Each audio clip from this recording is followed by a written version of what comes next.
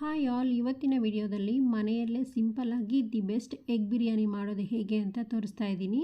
ಈ ಥರ ಮಾಡೋದ್ರಿಂದ ರೆಸ್ಟೋರೆಂಟ್ಗಿಂತಲೂ ತುಂಬ ಚೆನ್ನಾಗಿ ಟೇಸ್ಟಿಯಾಗಿ ಇರುತ್ತೆ. ಹಾಗಾದರೆ ಬನ್ನಿ ಹೇಗೆ ಮಾಡೋದಂತ ನೋಡೋಣ. ನೋಡಿ, ಮೊದಲಿಗೆ ನಾನು ಇಲ್ಲೊಂದು ಪಾತ್ರೆ ಇಟ್ಕೊಂಡು ಅದಕ್ಕೆ ಸ್ವಲ್ಪ ಎಣ್ಣೆ ಹಾಕಿ, ಎಣ್ಣೆ ಬಿಸಿ ಆದಮೇಲೆ ಒಂದು ಆನಿಯನ್ನ ಸಣ್ಣದಾಗಿ ಕಟ್ ಮಾಡಿ ಹಾಕ್ಕೊಂಡಿದ್ದೀನಿ. ನಂತರ ಇದಕ್ಕೆ ಸ್ವಲ್ಪ ಶುಂಠಿ, ಹಾಗೆಯೇ ಸ್ವಲ್ಪ ಬೆಳ್ಳುಳ್ಳಿ, ಹಾಗೆಯೇ ಒಂದೆರಡು ಟೊಮೊಟೊ ಕಟ್ ಮಾಡಿ ಹಾಕಿ ಇದನ್ನು ಒಂದೆರಡು ನಿಮಿಷ ಹುರ್ಕೋಬೇಕು. ನಂತರ ಟೊಮೊಟೊ ಚೆನ್ನಾಗಿ ಸಾಫ್ಟ್ ಆದಮೇಲೆ ಇದನ್ನು ಒಂದು ಮಿಕ್ಸಿ ಜಾರ್ಗೆ ತೆಗೆದುಕೊಂಡು ಪೇಸ್ಟ್ ಮಾಡಿ ಪಕ್ಕಕ್ಕೆ ಇಟ್ಕೊಳ್ಳೋಣ.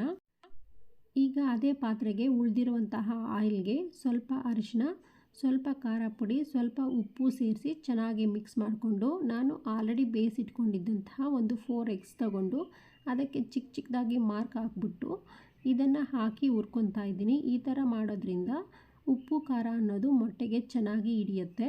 ಈಗ ಕುಕ್ಕರ್ಗೆ ಸ್ವಲ್ಪ ಆಯಿಲ್ ಹಾಕ್ಕೊಂಡು ಹಾಗೆಯೇ ಸಣ್ಣದಾಗಿ ಕಟ್ ಮಾಡಿರೋಂಥ ಈರುಳ್ಳಿ ಸೇರಿಸ್ಬಿಟ್ಟು ಚೆನ್ನಾಗಿ ಹುರ್ಕೊಳ್ಳೋಣ.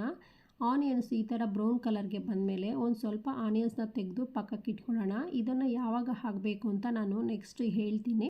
ನಂತರ ನಾವು ಇದಕ್ಕೆ ಮನೆಯಲ್ಲಿರುವಂತಹ ಎಲ್ಲ ಸ್ಪೈಸಸ್ಸು, ಚಕ್ಕೆ, ಲವಂಗ, ಮರಾಠಿ ಮೊಗ್ಗು, ಏಲಕ್ಕಿ, ಹಾಗೆಯೇ ಪಲಾವ್ ಎಲೆ ಹಾಕ್ಬಿಟ್ಟು ಚೆನ್ನಾಗಿ ಹುರ್ಕೊಳ್ಳೋಣ. ಹಾಗೆಯೇ ಸ್ವಲ್ಪ ಜೀರಿಗೆ, ಹಾಗೆಯೇ ಸ್ವಲ್ಪ ಶಾಜೀರ ಸೇರಿಸ್ಕೊಂಡು ಚೆನ್ನಾಗಿ ಹುರ್ಕೋಬೇಕು. ನಂತರ ಇದಕ್ಕೆ ನಾವು ರುಬ್ಬಿಟ್ಕೊಂಡಿದ್ದಂತಹ ಮಸಾಲೆನ ಸೇರಿಸಿ ಹಸಿ ವಾಸನೆ ಹೋಗೋವರೆಗೂ ಹುರ್ಕೊಂಡು, ಈಗ ಇದಕ್ಕೆ ಒಂದು ಸ್ವಲ್ಪ ಕರ್ಡ್ನ ಆ್ಯಡ್ ಮಾಡ್ಕೊತಾ ಇದ್ದೀನಿ. ಇವೆರಡನ್ನು ಚೆನ್ನಾಗಿ ಲಂಪ್ಸ್ ಇಲ್ದಿರ ಮಿಕ್ಸ್ ಮಾಡಿಕೊಂಡು, ನಂತರ ಇದಕ್ಕೆ ಚಿಟಿಕೆಯಷ್ಟು ಅರಿಶಿನ ಪುಡಿ, ಹಾಗೆಯೇ ಸ್ವಲ್ಪ ಉಪ್ಪು, ಹಾಗೆಯೇ 1 ಟೇಬಲ್ ಸ್ಪೂನ್ ಖಾರ ಪುಡಿ, 1 ಟೇಬಲ್ ಸ್ಪೂನ್ ಧನಿಯಾ ಪುಡಿ, 1/2 ಟೇಬಲ್ ಸ್ಪೂನ್ ಗರಂ ಮಸಾಲ ಹಾಕಿ ಚೆನ್ನಾಗಿ ಮಿಕ್ಸ್ ಮಾಡ್ಕೋಬೇಕು. ನಂತರ ಇದಕ್ಕೆ ಸ್ವಲ್ಪ ಕೊತ್ತಂಬರಿ ಕೂಡ ಸೇರಿಸ್ಕೊಂಡು ಚೆನ್ನಾಗಿ ಮಿಕ್ಸ್ ಮಾಡ್ಕೊತಾ ಇದ್ದೀನಿ. ಇದ್ದರೆ ಪುದೀನ ಕೂಡ ಹಾಕ್ಕೋಬೋದು, ತುಂಬ ಚೆನ್ನಾಗಿರುತ್ತೆ. ಈಗ ನಾನು ಇದಕ್ಕೆ 2 ಲೋಟ ನೀರನ್ನ ಸೇರಿಸ್ಕೊತಾ ಇದ್ದೀನಿ. ನೀರನ್ನ ಸೇರಿಸಿ ಇದನ್ನು ಚೆನ್ನಾಗಿ ಕುದಿಲಿಕ್ಕೆ ಬಿಡೋಣ.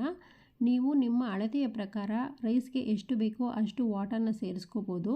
ಈಗ ನೀರು ಚೆನ್ನಾಗಿ ಕುದಿಲಿಕ್ಕೆ ಸ್ಟಾರ್ಟ್ ಆಗಿದೆ. ಈ ಟೈಮಲ್ಲಿ ಇದಕ್ಕೆ ಅಕ್ಕಿನ ಸೇರಿಸಿ ಒಂದು 2 ನಿಮಿಷ ಕುದಿಸ್ಬಿಟ್ಟು ನಾವು ಪಕ್ಕಕ್ಕೆ ಇಟ್ಕೊಂಡಿದ್ದಂತಹ ಬ್ರೌನ್ ಆನಿಯನ್ಸ್ನ ಕೂಡ ಸೇರಿಸ್ಕೊತಾ ಇದ್ದೀನಿ. ಹಾಗೆಯೇ ಇದೇ ಟೈಮಲ್ಲೇ ಎಗ್ಸ್ ಕೂಡ ಸೇರಿಸ್ಕೊಂಡು ಇದನ್ನು ಒಂದು ವಿಸಿಲ್ ಹಾಕಿಸಿದ್ರೆ ಅಷ್ಟೇ ಎಗ್ ಬಿರಿಯಾನಿ ರೆಡಿ ಆಗುತ್ತೆ. ಈಗ ಮುಚ್ಚಳ ತೆಗೆದು ನೋಡೋಣ.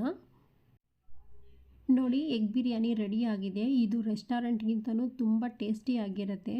ಒಮ್ಮೆ ಟ್ರೈ ಮಾಡಿ ನೋಡಿ, ತುಂಬ ಚೆನ್ನಾಗಿರುತ್ತೆ. ಹಾಗೆಯೇ ನಿಮ್ಗೆ ಹೇಗೆ ಬಂತು ಅಂತ ನನಗೆ ಕಮೆಂಟ್ ಬಾಕ್ಸಲ್ಲಿ ಶೇರ್ ಮಾಡಿ.